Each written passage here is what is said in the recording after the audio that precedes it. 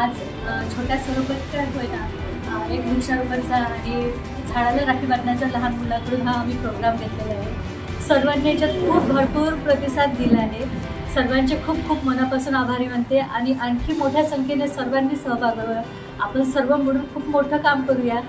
नाही जास्त तर थोडंफार होईना आपल्या पर्यावरणासाठी एक सुरुवात करूया आपण, म्हणजे जेणेकरून हे पर्यावरणाची आज आपण सुरुवात करू तर येणाऱ्या काळात सर्वांसाठी खूप सुखदायी कार्यक्रम ठरेल आणि पर्यावरणसुद्धा समतोल राहील. सर्वांचं खूप मनपूर्वक आभार आणि असेच साथ द्या. धन्यवाद. would like to thank Ankur Holiness Foundation so that because they have given us opportunity to come here and celebrate a small function over here.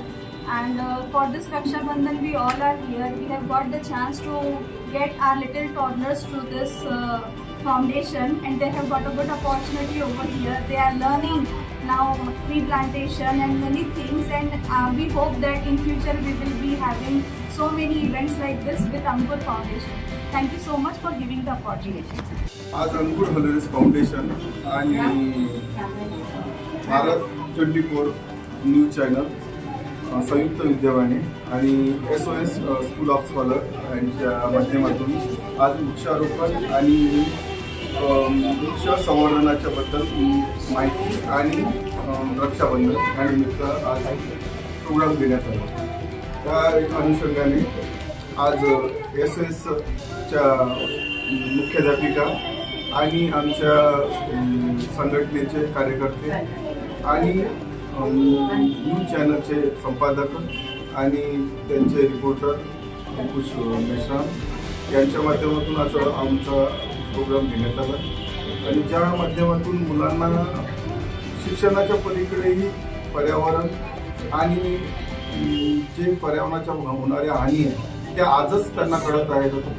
ते जसे जसे मोठे होतील त्या हिशोबानं जर भारत घडत राहील तर ते चांगलं होईल. म्हणजे एक वृक्ष तोडतानाही ते वडिलांना सांगेल की बा पप्पा ते झाड तोडू नका, कारण की कोणतं झाड आपण तोडलं तर पर्यावरणाची हानी होईल. तर या अनुषंगाने जर एवढी आम्ही गोष्ट करू शकत असेल तर ही खूप चांगली गोष्ट आहे. आणि स्कूल ऑफ स्कॉलरचे जे हे ज्या माध्यमातून त्यांनी प्रोग्राम घेतला आहे की आमच्या ऑफिसला आज व्हिजिट दिली, तर ही एक कौतुकास्पद गोष्ट आहे की कारण की शाळा ही फक्त शाळेपुरतीच असते, ती बाहेर किंवा काहीतरी प्रोग्राम हे अरेंज करत नाही.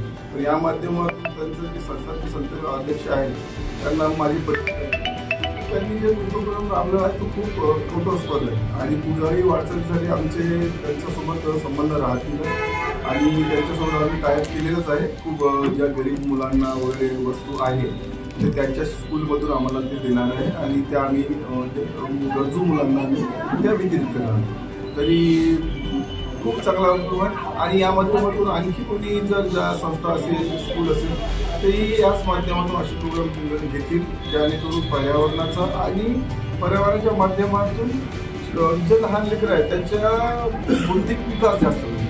शिक्षणानेच पुढे जाईल असं काही नाही आहे. आज अशिक्षित माणूसही भारतरत्न घेऊ शकतो याची ॲबिलिटी, तर त्यांना त्या माध्यमातून जर आपण शिकवलं तर शिक्षणाच्या माध्यमातून त्यांना आणि खूप मार्गदर्शन